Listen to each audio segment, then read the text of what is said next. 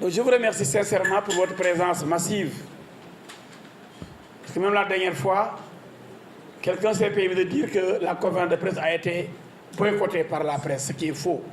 J'avais recensé 83 journalistes présents. Et personne n'a quitté la salle. Quelqu'un avait voulu quitter, mais après, il est revenu à de meilleurs sentiments. Donc entre la presse et moi, je crois qu'il y a une grande complicité. Je suis un homme de communication. Dire que oui, la presse l'a boycotté, ça c'est faux, et je vous prends, vous tous, à témoin. Pour que nul n'en ignore. Dans ce pays, à l'instar de Sonko, on va installer le mensonge comme mode de vie. Pour tromper les populations, que sen xel yóbbu ko naan seen yuur. Ça suffit, trop c'est trop. J'ai dit, et je vous l'avais dit au Café de Rome, que je vais exercer un marquage à la culotte vis-à-vis de Sonko. Que je ferai ce qu'on appelle du djihad. dama ci jaamu yàlla ndax bu ngeen seetaanee fii mu wax devant des Sénégalais yoo xam ne respecté wu leen di waat ne benn preuve mënul am ni man laal naa ci affaire boobu di waat ne am na ay preuve contre Mamour Diallo ñii yuuxu di tàccu daal 46 milliards yi xam naa fi mu dugg xam naa compte ba xam naa ni mu defee du ko ba saa wane ndax waxul dëgg donc Sonko du mës a wax dëgg mais boo ko bàyyee ñu doon tàccu noonu keroog ci place de l'Obélisque foogoon nañu waa ji day wax dëgg gis na 46 milliards ñeent fukki milliards ak juróom-benn fu mu dugg ay kàcc rek moom fenn ba nëb billaahi wallaahi taalaahi waxoon naa leen ko fi ñaari ñetti yoon du mës a génne benn firnde ci li muy wax. lu may ñëw naa ñoo ay faire de la Falémé pour détourner ñu parce que temps yooyu naa ko là c'est un défi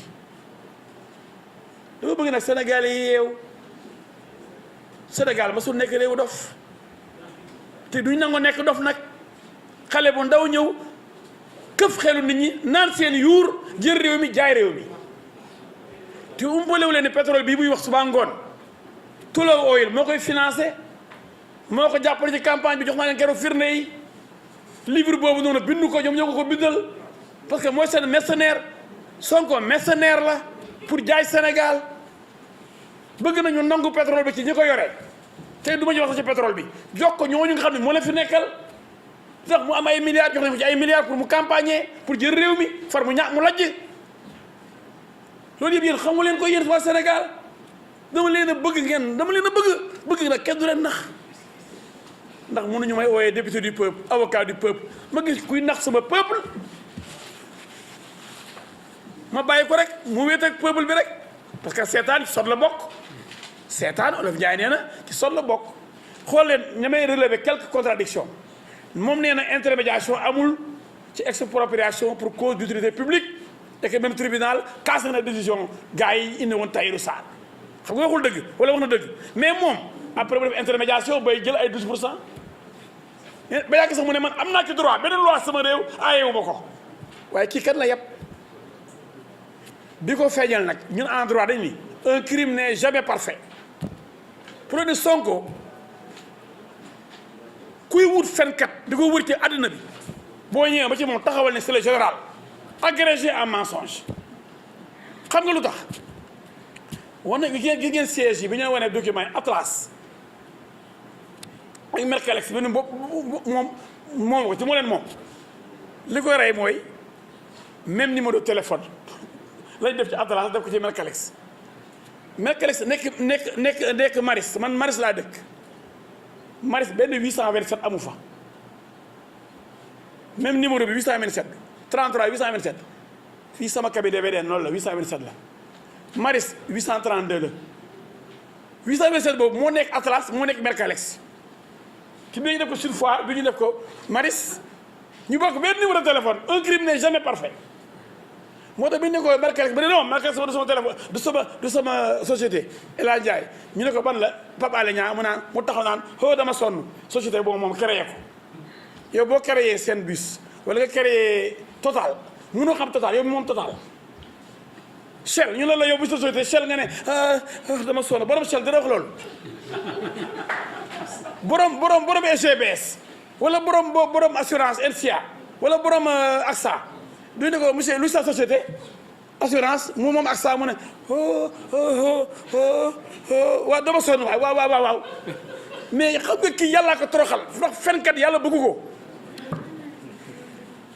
fen mooy bàkkaar bi gën a rëy à part bokkale yàlla fen la gën a bañ te waa ji fenkat bu rëy la mais xam nga Atlas ak Mercalès bokk même numéro de téléphone c'est-à-dire que moom ñoom ñëpp d'ailleurs wane nañ signature yi ndax dafa signé juillet août pour Atlas septembre pour Mercalès ak les mêmes héritiers ak même Ismaïla Babi son gérant mais bi gën a garaaw mooy fii bëggee ndax nit ñi mu ne sama société Atlas groupe la tudd Atlas groupe amul fenn Atlas SAR yéen a ko gis mu ne Atlas groupe la bëgg ndax nit ñi parce que Atlas moo njëkk a signé pour am 12% muy 11 milliards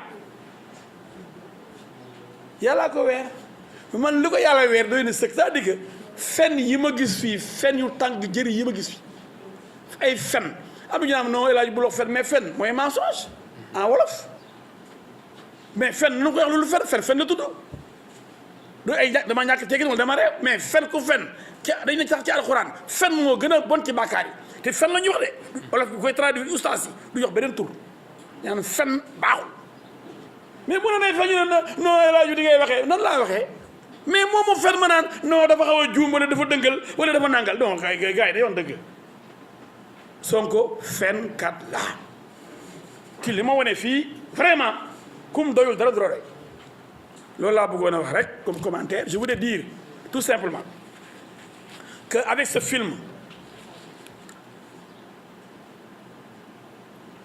on ne peut plus avoir un seul doute sur les mensonges de monsieur Ousmane Sonko. Les contradictions inouïes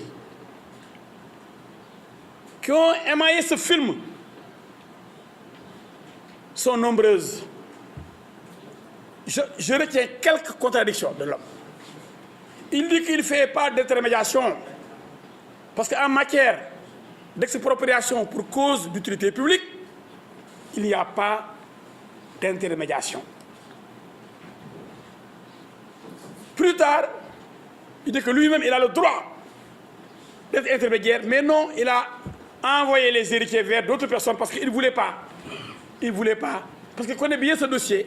Pour l'avoir traité au service des impôts et domaines, il ne voulait pas faire un délit d'initié. Alors qu'il ment,